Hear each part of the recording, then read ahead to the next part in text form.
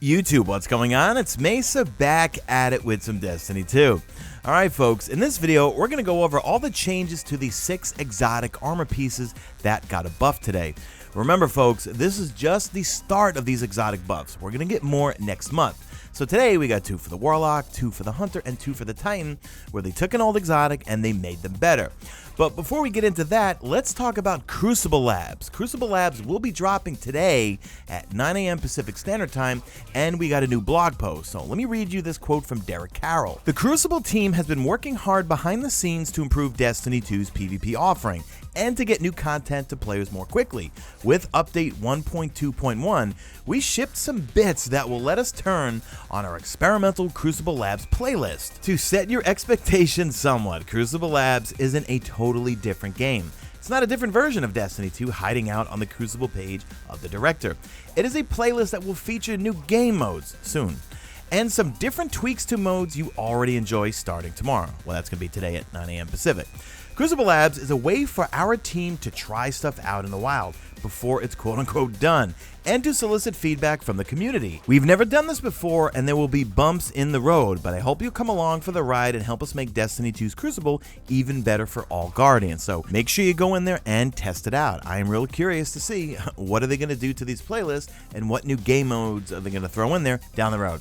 All right, let's get into these exotics and let's review them. So the Sun Braces for the Warlock Dawnblade got a really nice buff. So you have the increased duration of your solar grenades, but now when you get a melee kill, you get unlimited solar grenade energy for about 5 seconds. So you'll get yourself 5 grenades after you kill an ad. Watch, 1, 2, 3, 4, and can we go with 5? There's 5. And you get that increased solar grenade duration. So I can imagine this being really useful in boss situations. Because I'm thinking for Callus, right, before I jump on the plate to do damage, I could melee a dog, get the kill, jump on the plate, and then throw these grenades at Callus. I think with the seconds, I'll probably only get 4 of those grenades off, but still, I'll have 4 solar grenades with the increased solar grenade duration, and they'll just burn Callus alive. Next up, we have the Luna Faction Boots for the Warlock. Now these got a really nice buff because no longer do you have to actually step in and out of your rift to get a reload on your weapon. As long as you're standing in the rift, you're going to get constant reloading of whatever weapon you use. Rockets, energy, kinetic, it's going to reload itself over and over. That includes your allies. Also, if you put down an empowering rift, you get a bonus range to all weapons used. So you could use your healing rift if you just want to not have to reload, but if you want some more range and more damage, you want to use that empowering rift. Next up, we have the Mechaneer's Trick Sleeves for the Hunter. Now, this is all about sidearms. So, it's got the main perk where you ready your sidearm when you swap to it. That's the intrinsic perk. But now when you are critically wounded, swapping to a sidearm is going to increase the damage. For PvE, it's going to double it, 2 times the damage for PvE. For PvP, it's going to be 1.33 times the damage in the Crucible. So I am imagining that the PvP sidearm spammers, you're probably going to like this. If your sidearm is stowed, you become critically wounded, then you swap to your sidearm, the intrinsic perk, you're going to get that quick swap to that sidearm, but then in PvP, you're going to do 1.33 times the damage, and also in PvE, you're going to get double the damage. So let me know in the comment section if you are one of those Crucible sidearm spammers. I am terrible with sidearms. Let me know what you guys think, or if you have tried them in the Crucible. Next up, we have the Dragon's Shadow. Now, the changes to this thing makes it pretty good for Arcstrider because it's all about getting your dodge back, but more importantly, reloading everything when you dodge. So here's what happens with Wraith Metal Mail. That's the name of the main perk.